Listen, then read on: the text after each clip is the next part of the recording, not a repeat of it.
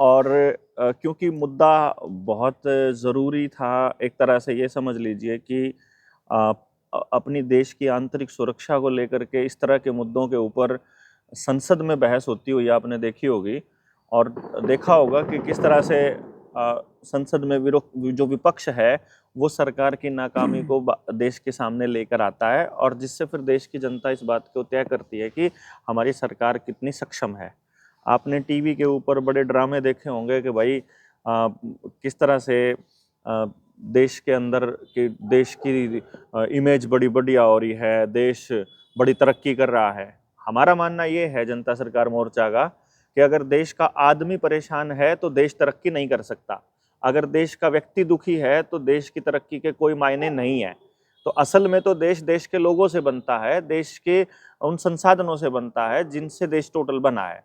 तो कुल मिलाकर के कल का जो मसला है, यानी कि हम जो 43 सेक्टर में जो साइबर थाना है उसमें जब हम जाने वाले हैं अपनी बात को लेकर के, उस बात का जो सीधा सीधा संबंध है जो आपके सामने पहले भी आया था और मैंने आपको बताया था कि किस तरह से पॉलिसी बाजार का और दूसरे मतलब दूसरी वेबसाइट्स पे हमारे देश का मतलब सारा का सारा सेंसिटिव डेटा लीक हो रहा है। इससे पहले आपने ये भी देखा था कि अपने वोटर कार्ड का और आधार कार्ड का डेटा भी 500-500 रुपए में पूरे के पूरे एक कॉन्स्टिट्यूएंसीज का बिक रहा था। तो उस ये data is the new fuel, आपने ये शब्द सुना होगा जो आईटी कंपनी वाले भी बोलते हैं और हर ट्रेनिंग्स में बोला जाता है। ये क्या है मसला, और आप लोग जब कल को वहां पर आएंगे और आपको पता चले इस मसले पे आपको क्या बातें करनी है, वहां कोई मीडिया वाला आपसे पूछ ले कि भाई आप आए हो क्या लेने के लिए आए हो, तो आपको पता होना चाहिए कि हम किस मसले पर यहाँ इकट्ठे हुए हैं और किस तरह से ये हमको कैसे इफेक्ट करने वाला है, हमारा क्या इसके अंदर असर है। और जो जनता सरकार मोर्चा पहले दिन से कहता आ रहा है कि ये लोग अपने देश का सारा डेटा उन लोगों को बेचने वाले हैं और ऑनलाइन के नाम पर जो हमसे लिया जा रहा है, इंफॉर्मेशन जो ली जा रही है, उस इंफॉर्मेशन के क्या क्या इम्पैक्ट पड़ने वाले हैं। मैं आप सबके सामने अभी जो लेकर के आऊंगा वो हिमांशु भाई को लेकर के आऊंगा। हिमांशु पाठक हैं जो इस पूरे के पूरे मसले के अंदर जिन्होंने पूरे देश को चेताया भी है, प्रधानमंत्री को, पीएमओ को मेल भी लिखी, उनको शिकायत भी की और ऊपर से इन्हीं को प्रताड़ित किया जा रहा है। और इन्होंने क्या क्या फाइंडिंग्स की और उसके कैसे वो प्रोसीडिंग आगे बढ़ी और अब हम जो कल करने जा रहे हैं वो क्या है, इस पे जो है हिमांशु वो आप सबको बताएंगे। तो हिमांशु, ओवर टू यू, आप इनको पूरे साथियों को बातचीत करिए, साथ में मीटिंग भी चल रही है। सबको नमस्कार। जैसा देवेंद्र भाई ने भी आप सबको बताया कि कल के बारे में, प्रोटेस्ट के बारे में, मैं आपको इसकी कुछ बारीकियां बताता हूँ। हम एक साइबर X9 नाम की एक संस्था चलाते हैं, एक ऑर्गेनाइजेशन है जो देश में क्रिटिकल इंफॉर्मेशंस का मिसयूज हो रहा है सरकार या गैर सरकारी संस्थानों द्वारा देश के लोगों का। इसके ऊपर कई सारे शोध करते हैं, पहले भी करे हैं जिसमें से एक पंजाब नेशनल बैंक है जिसमें 12 करोड़ लोगों के खातों की डिटेल्स लीक करी जा रही थी, उनके कंट्रोल्स छोड़े जा रहे थे। CDSL जो इंडिया का लगभग ₹1 से लेके $1 मिलियन, $1 ट्रिलियन तक का अगर किसी का इन्वेस्टमेंट है शेयर बाजार में, तो उसकी भी इन्वेस्टमेंट CDSL के पास होती है। वो किस तरह से डेटा लीक कर रहा था, उस मसले को फिर हमने पार्लियामेंट तक भी पहुंचाया। लगभग 1.5 साल पहले एक कंपनी है हरियाणा में, गुड़गांव में, पॉलिसी बाजार नाम की। ये कंपनी इंश्योरेंस ब्रोकर है। आपको इंश्योरेंस खरीदनी है, हेल्थ इंश्योरेंस या लाइफ इंश्योरेंस पॉलिसी, तो इस ब्रोकर के थ्रू आप परचेज करते हो। आप सब ने नाम सुना होगा, बहुत ऐड करते हैं, 120 करोड़ की ऐड करते हैं एक साल में, हमसे ही पैसे लेके। तो बदले में इनको इंश्योरेंस कंपनियां कमीशन देती हैं। ये कमीशन ले लेके 65,000 करोड़ की कंपनी बन गई डॉक्टर साहब। 65,000 करोड़ की सिर्फ कमीशन खोरी का काम करती है। अब इन्होंने क्या किया, जब ये पॉलिसी लेते हैं, मैंने इंश्योरेंस पॉलिसी लेनी है, लाइफ इंश्योरेंस या हेल्थ इंश्योरेंस, तो ये आपसे कई तरह की जानकारी मांगेंगे। आपने लाइफ इंश्योरेंस अगर इन्होंने बेचनी है, आपसे ये मांगेंगे आपका काम क्या करते हो, प्रोफेशन, आईडीज, आधार कार्ड, ये सारा, नौकरी पेशा, आपकी इनकम टैक्स रिटर्न, क्योंकि आपकी जितने पैसे की वैल्यू लगाएंगे ये उतने पैसे की ही पॉलिसी करेंगे। कोई बीमारी तो नहीं है, बीमारी नहीं है तो उनका ब्यौरा, आपके हाँ। परिवार में कौन कौन है, कहाँ नौकरी करते हो, कितने साल से करते हो, क्या रोल है आपका, ऐसी हेल्थ इंश्योरेंस लेते हो तो उसकी भी इसी तरह की जानकारी। इन्होंने 1.5 करोड़ हिंदुस्तानियों की, इंडियंस की ये जानकारियां ली और अपने पास स्टोर करी। फिर इनको आया कि भाई धंधा और कैसे बढ़ाएं, तो इन्होंने इंडिया के डिफेंस की लोगों की पॉलिसियां करना शुरू करी। उनके लिए स्पेशल प्लान निकाले, इंडियन नेवी के लिए पॉलिसी, इंडियन एयरफोर्स के लिए policy, Indian central police service जिसमें सीआरपीएफ और ये बीएसएफ आती है, इनके लिए अलग पॉलिसी, आर्मी के लिए अलग पॉलिसी। बल्कि सरकार इनको पॉलिसी देती है, इनकी इंश्योरेंस होती है ऑलरेडी, बट अपना कारोबार बढ़ाने के लिए कि उनको भी लगे और क्लेम मिल जाएगा हमें कल को कुछ होता है तो चलो ठीक। तो इन्होंने उसका प्रचार करके एक पॉलिसियां डिजाइन की। उन पॉलिसियों को करने के लिए इनसे ये दस्तावेज लेते हैं उन गवर्नमेंट के अधिकारियों से जो आर्मी वाले हैं या एयरफोर्स वाले हैं या किसी भी तरह की सुरक्षा बल में काम करते हैं। वो जानकारियां अभी मैंने आपको बताया कि प्राइवेट लोगों से क्या लेते हैं, अब इनसे क्या लेते हैं, आप कहाँ पे पोस्टेड हैं डिफेंस में, फ्रंट पे पोस्टेड हैं मतलब पाकिस्तान या चाइना के बॉर्डर पे पोस्टेड हैं, या नेवी पे हैं तो कौन सी शिप पे पोस्टेड हैं, आप आर्टिलरी देख रहे हैं, नॉन आर्टिलरी मतलब आपके हाथ में गोला बारूद की पावर है चलाने की या नहीं है। फिर ये पूछ रहे हैं आप न्यूक्लियर तो नहीं चलाते हो, न्यूक्लियर तो कंट्रोल में नहीं है आपके, या नॉन न्यूक्लियर है, आपके परिवार में कौन कौन लोग हैं। ये सारी खुफिया जानकारी, संवेदनशील जानकारी भारत की आंतरिक सुरक्षा से जुड़ी हुई है। आप मानो कि 4 ऑफिसर हैं आर्मी के, उनके पास न्यूक्लियर वेपन का कंट्रोल है, वो ये लीक करते हैं। और इस कंपनी में आपको हैरान होगा डॉक्टर साहब जान के कि 30% से ज्यादा चाइनीज सरकारी कंपनी की हिस्सेदारी है, टेंसेंट नाम की। टेंसेंट इस पॉलिसी बाजार कंपनी की जो फंडिंग करी वो चाइना की कंपनी ने करी, मतलब एक तरह से चाइना की ही कंपनी है, आप ये कह सकते हो। डॉक्टर साहब आप 5% की हिस्सेदारी किसी कंपनी में ले लो, आप उसके सारे दस्तावेज देखने का आपको राइट मिल जाता है। चाहे आप 1% की हिस्सेदारी खरीद लो तो भी आपके पास राइट है। ये 30 से ज्यादा की हिस्सेदारी, ये हर फैसला तो छोड़िए, आप हर एक जानकारी की एक पाइपलाइन पैरेलल हमें मिले लगा सकते हैं। अब ये सारी जानकारियां इन्होंने ली। पहली बात तो आती है ये आम लोगों की जो जानकारियां ली वो तो चलो पॉलिसी करने के लिए ली, तो उनकी संभालने की जिम्मेवारी भी इन्होंने ली, लेकिन डिफेंस की लोगों की ये जानकारी लेने के लिए तो ये अथॉराइज ही नहीं है। ये सारी इंफॉर्मेशन ऑफिशियल सीक्रेट एक्ट में आती है। ये तो नॉर्मल पुलिस वालों को भी नहीं जानकारी होती है इस लेवल की कि कौन से आर्मी वाले कहाँ तैनात हैं, कौन सा वेपन देख रहे हैं, कौन सा नहीं देख रहे हैं। इसकी हमने जब हमें लगा कि इतना सेंसिटिव, मेरे ख्याल ये वाली इन्फॉर्मेशन तो एक बटालियन से दूसरी बटालियन को भी नहीं पता होती, वेपन वाली नहीं होती, वेपन वाली नहीं होती। ये हो सकता है कौन कहाँ पोस्टेड है, ये हो सकता है, लेकिन कौन सा वेपन हैंडल कर रहा है ये नहीं हो सकता। ये तो बहुत क्रिटिकल इंफॉर्मेशन है। मतलब आप ये लगा लो कि पैंगोंग लेक पे फलानी पॉइंट पे हमारी कौन सी गन तैनात है, उस पे कौन सा और कौन आदमी वहाँ बैठा है, और उसके परिवार में पीछे कौन है, हरियाणा उसको क्या बीमारियां है, उसकी कितनी तनख्वाह है, करनाल में कौन है, कुरुक्षेत्र में कौन है। सपोज उनको दबाया जाता है तो सीधे वो पोस्ट कंप्रोमाइज है हमारी वहाँ पे। ये इन्फॉर्मेशन इन्होंने ली, ये तो ले ही नहीं सकते थे। इसके बाद आप जैसे फेसबुक पे अपना एक लॉगिन आईडी पासवर्ड बनाते हो, अपना लॉगिन आईडी और पासवर्ड डाल के आप फेसबुक के खाते में लॉगिन कर जाते हो, वैसे ही पॉलिसी बाजार पे भी आप खाता बनाते हो अपने मोबाइल नंबर का और अपना पासवर्ड। उस खाते से आप अपनी पॉलिसी देखते हो कि मैंने जो पॉलिसी खरीदी है उसमें क्या दस्तावेज लगे हैं, कौन सा रिकॉर्ड है उसमें, और आगे और कोई पॉलिसी खरीदनी है या और जो सारी जानकारी। क्या आपके फेसबुक अकाउंट में जो आपका है उसमें मेरा अकाउंट चल जाता है, या डॉक्टर साहब का अकाउंट चल जाता है? नहीं चलेगा। या आपकी वाइफ का अकाउंट चल जाता है, या आपके बच्चों का अकाउंट चल जाता है? नहीं चलेगा। मेरे पॉलिसी बाजार के अकाउंट में मैंने थोड़ा सा दिमाग लगा करके उसमें चेंजेस किए, जो कि कोई भी कर सकता है, कि सीरियल ऑर्डर चेंज करना है, लास्ट में 112 आ रहा है तो 113 डाला, तो देश के 1.5 करोड़ लोगों की जानकारियां बाहर आने लग गई।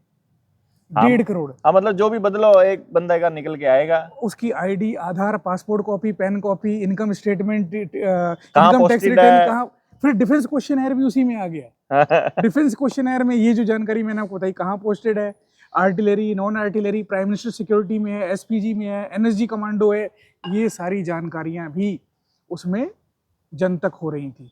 मतलब एक खाता जो कोई भी बना सकता है, बिना पॉलिसी बनाए भी बना सकता है, पॉलिसी नहीं खरीदो तो भी वो खाता बन जाता है, वेबसाइट पे जाओ आप बन जाता है। और ये सारी जानकारियां एसेस करते हो। इस चीज की हमने डिटेल्ड 14-15 पेज की एक रिपोर्ट बनाई कि ऐसा ऐसा करने से ये हो रहा है और ये सबूत है, सबूत भी इकट्ठे कर लिए। वो हमने पॉलिसी बाजार के मैनेजमेंट को तुरंत बता दिया। मेल करी आपने? हाँ, ईमेल करा हमने कि मैनेजमेंट को, टॉप मोस्ट को, सीधे मालिकों को, कि हो सकता हो गलती से ये कर रहे हो। पहले ही मानेंगे गलती से हो रहा है। तो हमने कहा भाई हमारी भी जानकारी लीक हो रही है, मैंने अपने परिवार की भी पॉलिसियां ली हैं और देश की इतनी क्रिटिकल सुरक्षा खराब हो रही है, तो चाइना चुइना को तो हैक करने की भी जरूरत नहीं है, खुलेआम ही मिल रहा है, ले लो और मार लो, ऐसी करो इंडिया की। तो हमने मेल करी 18 जुलाई 2022 को, और इनका उसी दिन इनके एक अधिकारी का ईमेल आ गया, थैंक यू आपने बताया, हम आपसे बात करना चाहेंगे। ये बात करने के लिए आते हैं। मैंने कहा इसको ठीक कर लिया आपने? आधा घंटा लगना था, क्योंकि सब कुछ बता ही रखा था, ये खराबी है तो बंद ही करना है। हाँ बस ठीक है। कहते वो हम देख रहे हैं, उसको हम देखेंगे, आप बताइए आप क्या लेंगे। आपकी क्या डिमांड है?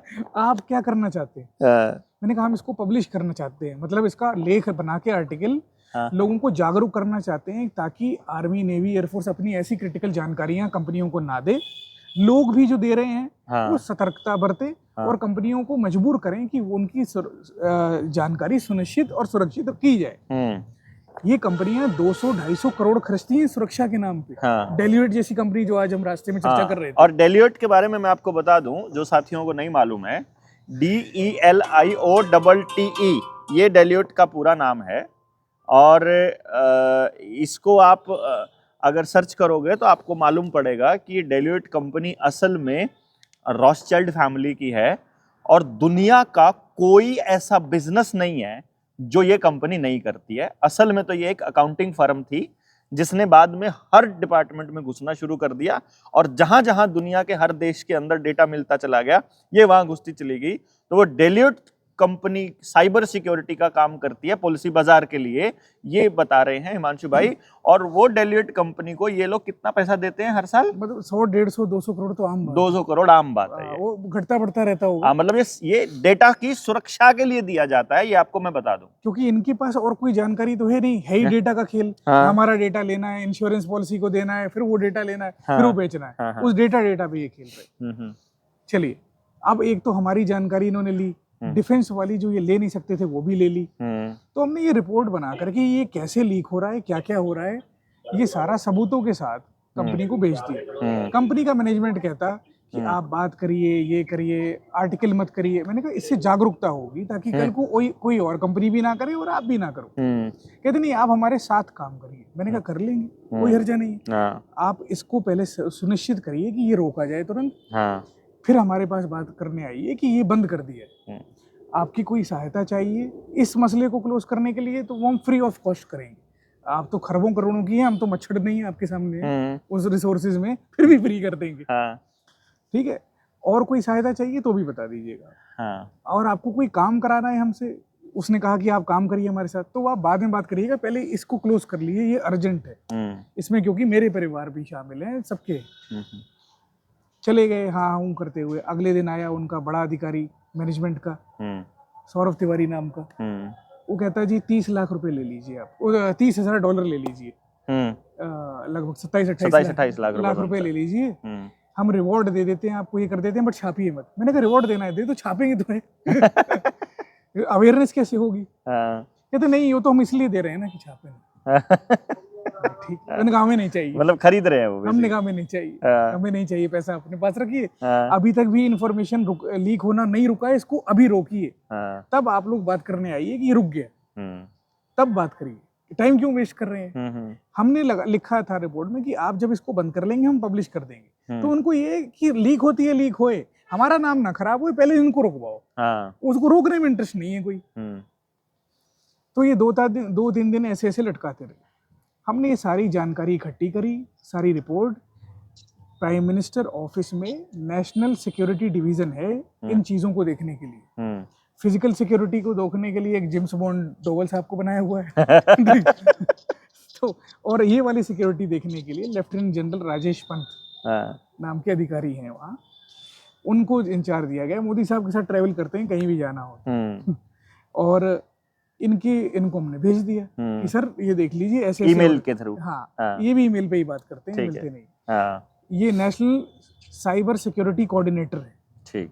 ये डायरेक्ट पीएम को रिपोर्ट करता है, इससे नीचे नहीं। हम्म, हमने उनको भेज दी जानकारी, उनका हमने रात को भेजी, सुबह 6 बजे रिप्लाई आ गया, thank you Himanshu, I will take action on policy बाजार।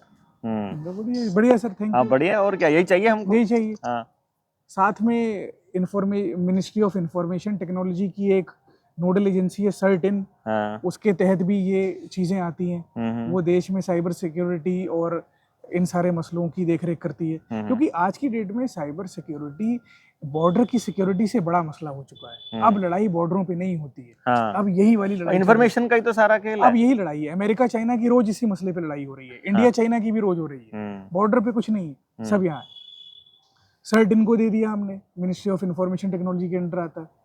और एक NCCPI करके एक संस्था है, उसको दे दिया। ये नेशनल क्रिटिकल इंफ्रास्ट्रक्चर को सेव करने के लिए एजेंसी है। ये NTRO के अंदर काम करती है, national technical research organisation. NTRO रॉ की सब्सिडरी है। ठीक।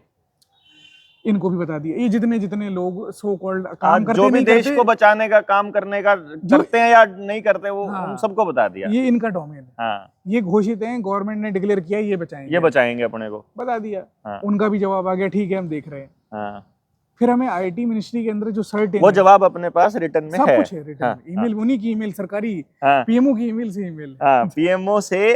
PMO से हिमांशु के पास मेल आया कि आपने बहुत अच्छा किया, आप करते रहिए, आगे भी अगर कोई लीकेज हो तो हमको बताइए। हाँ, नेक्स्ट। अब इसके बाद सर्टिन जो इस काम को आगे देखती है और इन डिटेल रिसर्च करती है इसकी, ये इंफॉर्मेशन टेक्नोलॉजी मिनिस्ट्री के अंदर आती है, क्योंकि ये सारा मसला IT से जुड़ा हुआ है। हाँ, तो आजकल IT मिनिस्ट्री बहुत बड़ा दायरा हो गया उसका। तो सर्टिन का आया, दोबारा हमने कंपनी को बता दिया है, और कंपनी कह रही है कि ठीक हो गया है ये। हमें उन्होंने कहा ठीक हो गया, इनसे हम पूछ पूछ के मर गए, इन्होंने नहीं कहा। ये कहते हैं हम 4 दिन बाद बताएंगे, 5 दिन बाद बताएंगे, 6 दिन बाद। उन्होंने कहा कंपनी कह रही है ठीक हो गया, आप ऐसा करिए, इसको दोबारा चेक करिए।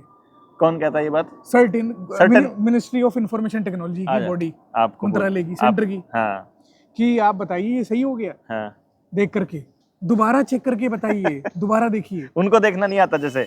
नहीं, उन्होंने अपना चेक कर लिया। उन्होंने कहा इन्होंने अगर रेस किया है मसला, तो आप दोबारा चेक करिए। ठीक है। दोबारा चेक करने का मतलब है वो सेटिस्फाइड थे, और वो चाह रहे थे और चेक किया जाए।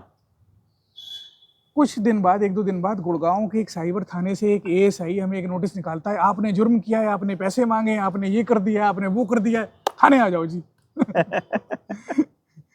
हमारे वकील ने एक नोटिस निकाला उनको कि आप कौन हैं, आपके पास क्या अथॉरिटी है। ASI तो इन सारे मसलों में नोटिस ही नहीं निकाल सकता, नोटिस ही नहीं भेज सकता। अगर IT एक्ट में कोई मामला दर्ज हुआ है तो मिनिमम इंस्पेक्टर उस नोटिस को भेजेगा।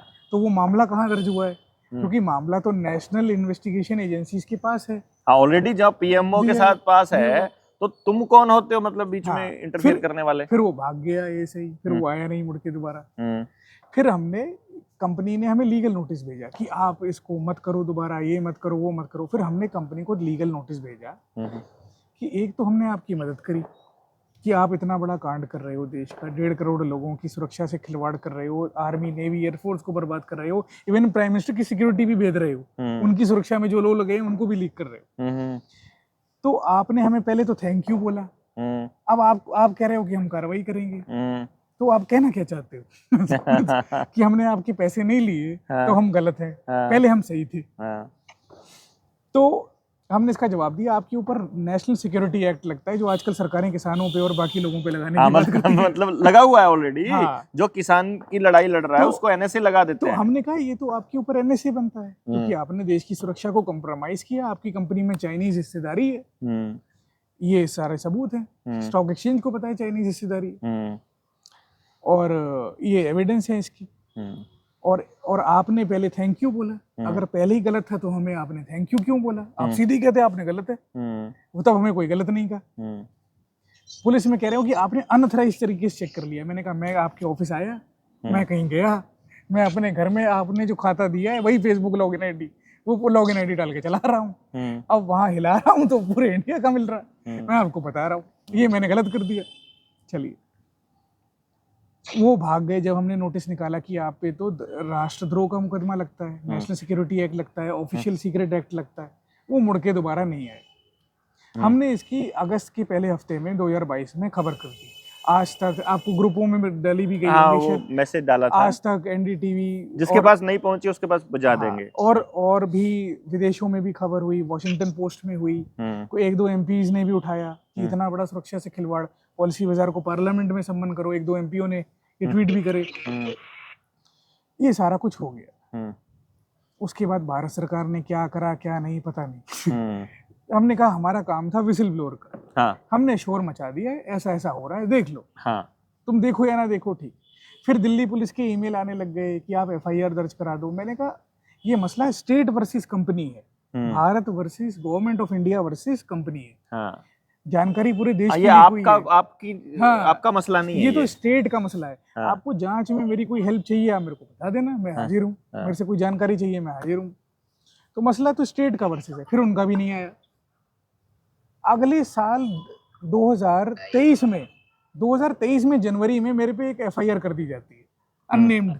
हाँ, अंदर नाम लिखा है, बाहर एक्यूज में नाम भी नहीं लिखते। ओके, एक आईटी एक्ट की छोटी सी धारा लगा करके 2-3 कि, और अंदर कंप्लेंट में है कि इसने रैंसम मांगा, ये मांगा, वो मांगा, करके ऐसे करके कंप्लेंट कर कि एफआईआर, मतलब जस्ट वो परेशान करने के लिए। करने जैसे के लिए। आजकल हमारे यहाँ ना 138 का मुकदमा बैंगलोर में जाके लगाता है बैंक, कि वहां जाए, तो वहां जाएगा तो फ्रस्ट्रेटेड होएगा कि गुड़गांव आएगा जलंधर से 400 किलोमीटर, तो परेशान हो। यस यस यस, वो बेलेबल से ऑफेंस है, कोई उनका उधार नहीं है कोर्ट में, वो एक दिन बहस हो जाए तो टिके ना। हाँ, और हमें नोटिस निकाल दिया कि आप आओ। हमने इसका जवाब दिया कि भाई ये जानकारियां हैं, ये केंद्र की एजेंसियों को बताया हुआ है, 6 महीने पहले बताया हुआ है। तुम अब कौन सा जिन लेके 6 महीने बाद जाएगा जो हमारे पे कर दे रहे हो। कि ये तुमने अनऑथराइज तरीके से पॉलिसी बाजार को चेक किया। मैंने अनऑथराइज कैसे, मैं कस्टमर हूँ, मैंने उससे 40,000 देके 50,000 देके पॉलिसियां कराई हैं अपने मदर फादर की और फैमिली की। अनऑथराइज कैसे? पॉलिसी बाजार को पैसे दे करके यूज कर रहे हैं। प्योर मैं चेक करने के लिए अगर कुछ कर रहा हूँ तो, और मैं कस्टमर हूँ, हाँ, मैं कस्टमर हूँ उसका। पॉलिसी बाजार कंप्लेंट में ये नहीं बता रहा हमारा कस्टमर वो यहीं पे नंगा है। चलो, हमने ये सारी जानकारी दे दी, पुलिस ने नजरअंदाज। फिर 1 महीने बाद नोटिस, मतलब 1 महीने चुप रहते हैं, फिर 1 महीने बाद वो तंग करने के लिए। अब फिर हमने मुड़ के हाई कोर्ट में भी लगा दिया इसको कि इसको पेश करा जाए, ये ड्रामा। वहां पे पुलिस कह रही है हमारे पास आता नहीं है, ये नहीं करता है, वो नहीं करता है, मतलब ये जांच में शामिल नहीं होता जांच में है, शामिल वो ऐसा नहीं बोलते हैं। उन्होंने कहा जांच में शामिल हुए, कुछ जांच हो तब शामिल हुए ना। ये कौन सी जांच है? जांच तो उनके ऊपर होनी चाहिए ना, जिन्होंने मैं इसमें क्या, मेरे पे क्या जांच करूं? मैंने एविडेंस दिए, उन पे जांचू। नहीं निकलते हैं तो मैंने तो आपको दे दिए, चेक करो। उनकी मेरे से कोई वहां पे हेल्प चाहिए आप बताओ। 2-3 बार बताया। हरियाणा के डीजीपी से भी मैं मिला एक बार, पुराने, अभी तो नए आ गए। उन्होंने इन लोगों को, कमिश्नर वगैरह को फोन भी किया कि देखो भाई क्या है, ऊपर तक मसला गया हुआ है, ऐसे ऐसे। इनका एक अधिकारी डीसीपी रैंक का, उसके पास गए, वहां पे वो बैठा, वहां वो कंपनी को भी बुला लिया उसने, एसएचओ को भी बुला लिया। मैंने कहा आप, you are an IPS officer, behave like an IPS officer. कहते क्या? मैंने कहा ये शादी ब्याह का डिस्प्यूट है मियाँ बीबी का, कि भाई तू नहीं मान रही, मैं नहीं मान रहा, इशू है, तू नहीं मान रही, मैं नहीं मान रहा, दोनों को बिठा के समझौता करा दे। मैंने कहा इट्स ए सीरियस ऑफेंसेस इनके ऊपर, डिफेंस को कंप्रोमाइज कर रहे हैं, मेरे ऊपर तुम्हारी पुलिस मिलके एफआईआर कर रही है, ये ग्रीवियंस है मेरा, तुम उनको बिठा ले रहे हो यहाँ पे, ये क्या? फिर उनको बाहर किया तो एसएचओ बैठा। फिर मैंने उनको बताया कि आपका एसएचओ महान आदमी, ये क्या कर रहा है? कहता आप क्या करना है? मैंने कहा एसएचओ पे कार्रवाई करो, ये तो मिला हुआ उनके साथ 2-4 पैसे लेकर के देश की सुरक्षा के साथ खिलवाड़े। मतलब कोई आदमी चीन को हमारी खुफिया जानकारी मुहैया करा रहा है, जान के करा रहा है, अनजाने में करा रहा है, जांच करो। और तुम अनजाने में करा रहा है तो बंद करो, और जान के करा रहा है तो अंदर करो। मैं तुम्हें एविडेंस देता हूँ कि वो अनजाने में नहीं कर रहा, क्योंकि वो 5 दिन बंद नहीं किया उन्होंने, जब मैंने बता दिया। तुम जांच करो, जो कार्रवाई बनती है करो, कुछ नहीं। अच्छा, मैंने इसकी कंप्लेंट पंजाब में भी दी हुई थी, क्योंकि मैं पंजाब में रहता हूँ, तो मैंने वहाँ इसकी कंप्लेंट दी हुई कि ऐसे से। जब मैंने देखा ये नहीं मान रहे, तो मैंने भी दे दी।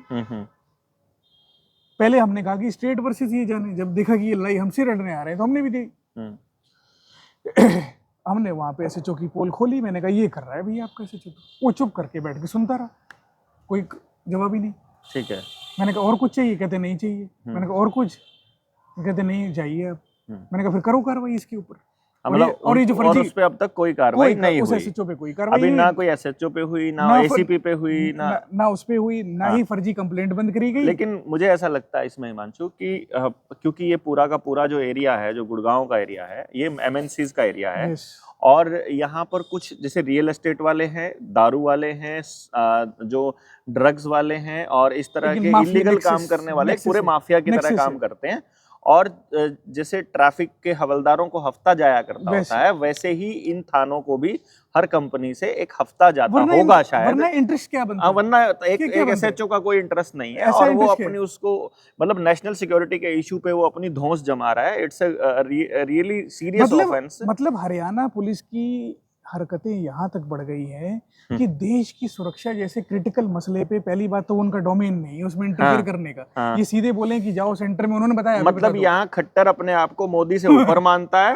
और नंबर 2 इसमें ये भी माना जा सकता है कि जो हरियाणा पुलिस है, अभी आपने देखा होगा हमारे भाई अक्षय, वीरेंद्र और प्रवीण, जो अभी 3 भाइयों को गिरफ्तार किया हुआ है, उनके ऊपर 307 लगा दी। तो ये वैसे ही है कि वो किसान आंदोलन में अपनी गाड़ी लेने के लिए जाता है तो उसको 307 लगा दो। इधर हिमांशु अपनी बात कह के अपनी मतलब ऑलरेडी वो एक विसल ब्लोअर की तरह काम करता है, वो देश को जगाने का काम कर रहा है और उल्टा उसी के ऊपर एफआईआर करके उसको परेशान कर दो। हाँ। तो असली मसला तो ये है। ये है वहां पे, वो तो बेसिकली चाहते हैं समझौता हो जाए इनसे हाँ, और हम कंप्लेंट वापस ले लें। तो भाई मसला ये है सारे साथियों कि वो चाहते हैं कि ये समझौता हो करके हिमांशु अपनी कंप्लेंट वापस ले ले। और जब हमारी बात हुई, मैं और हिमांशु बैठे हुए थे, तो हमने चर्चा की जब इस मुद्दे के ऊपर। मैंने पूछा, क्योंकि मेरे पास ये बहुत पहले भी ये मसला आ गया था, बहुत पहले से था, तो मैंने वैसे ही पूछ लिया कि हिमांशु उस मसले का क्या चल रहा है। तो हिमांशु ने बताया कि वो लोग कॉम्प्रोमाइज करने के लिए दबाव बना रहे हैं। तो मैंने कहा तुम क्या चाहते हो? तो हिमांशु ने बोला मैं फाइट करना चाहता हूं, मैं ऐसे मसले पर कॉम्प्रोमाइज करने का कोई मतलब नहीं है। अदरवाइज तो वो लोग ऑलरेडी मेरे को ब्राइब कर ही रहे थे, ऑलरेडी मेरे को पैसा दे ही रहे थे। उसकी रिकॉर्डिंग है बकायदा उनकी बात करी हुई की, और उसको जब चाहे हम मीडिया के अंदर ले आएंगे एक लास्ट एविडेंस के तौर पे कि कंपनी उसको ब्राइब करने के लिए खुद बोल रही है, मतलब ब्राइब कर रही है और कह रही है कि तुम चुप होने का पैसा ले लो। अब अगर कोई साथी ऐसा है जो इस पूरे मसले पर हमारी आवाज बन रहा है, बेसिकली मुझे तो ऐसा लग रहा है, देखो कि हिमांशु हमारा काम कर रहा है कि जिस बात को हम कह रहे थे कि इतना सेंसिटिव डेटा अगर दूसरे लोगों को भी मिल जाए, किसी कंपनी को भी मिल जाए, तो हम लोगों को मैनिपुलेट करना कितना आसान है। मान लो मेरे घर में 3 बीमार लोग हैं, तीनों को क्या क्या बीमारी है उन सब का पता हो, तो कंपनी क्या बेचना चाहती है हम लोगों को क्लियर हो जाएगा। और हमारे फेसबुक के ऊपर वो सारा कुछ आ ही जाता है कि तुम लोग ये खरीदना शुरू करो। मतलब हमको कंपेल किया जा सकता है कुछ भी खरीदने के लिए, और हमारे बिहेवियर को मैनिपुलेट किया जा सकता है अगर डेटा उन लोगों के पास हो तो। यहाँ तो वो राष्ट्रीय सुरक्षा को मैनिपुलेट कर रहे हैं, उन्हें ये पता है कौन कौन इसीलिए मैं यहाँ तो मैं तो छोटी सी बात अपने पे ले रहा था। और अगर सोचो यही बात अगर उन लोगों को, यही सारा डेटा उनको पूरे देश की सबसे सेंसिटिव जगह पर पोस्टेड लोगों का हो उनके पास, तो वो कहां तक मैनिपुलेट कर सकते हैं, इसका अंदाजा आप लोग लगाइए। तो मैंने तो ये सोचा था पर्सनली भी जब इस मुद्दे के ऊपर कि भाई ये तो बहुत बढ़िया मुद्दा है और मतलब असल में तो हिमांशु हमारा काम कर रहा है। तो मैंने कहा कि हम अपने साथियों से बात करके देखते हैं उनका क्या ओपिनियन है। पिछली मीटिंग जो हमने गूगल मीट पे करी थी, हर साथी का यही ओपिनियन था कि हमको इस पे फाइट करना चाहिए, हमको वहां जाकर के दबाव बनाना चाहिए और ये सरकार से सवाल इस पे पूछना चाहिए। तो इसीलिए फिर ये जो साइबर थाना है 43 का, सेक्टर 43 जो डीएलएफ फेज 5 में, यहाँ की मीटिंग रखी हुई है। जिन साथियों तक इसकी खबर नहीं पहुंची है वो सारे साथी ध्यान दीजिए इसमें। एक तो कल का जो समय है, जिन तक खबर नहीं पहुंची थी वो पहुंचे, बाकी साथियों को इन्फॉर्मेशन दें कि आप लोग वहां पर आपने पहुंचना है। जिन साथियों का मूड नहीं बन पाया था पहुंचने चलने का, वो लोग अभी अपना प्रोग्राम बना सकते हैं। अपने अपने जिले के साथियों से पूछिएगा कि कौन कौन जा रहा है और फिर उनके साथ आप आ सकते हैं। कल सुबह 10 बजे का टाइम हमने दिया है और हम लोग, भाई ये चुप करना कौन है ये, हमने कल सुबह 10 बजे का टाइम दिया है। वहां पर हम लोग थाने में डायरेक्ट नहीं जाएंगे, आसपास कोई पार्क होगा वहीं पर इकट्ठे होंगे पहले, आपको बता देंगे। वो हम आज आपको बता देंगे। अभी वहीं जा रहे हैं मतलब थाने के आसपास के एरिया को चेक करने के लिए। और फिर उसके बाद जब वहाँ क्लैरिटी के साथ सुबह आओगे, आपके डिस्ट्रिक्ट में आपको खबर आ जाएगी कि आपको कहाँ इकट्ठे होना है। और फिर हम जब थाने में सवाल पूछने के लिए जाएंगे तो फिर अपने सारे के सारे अपना साथ में पूछेंगे।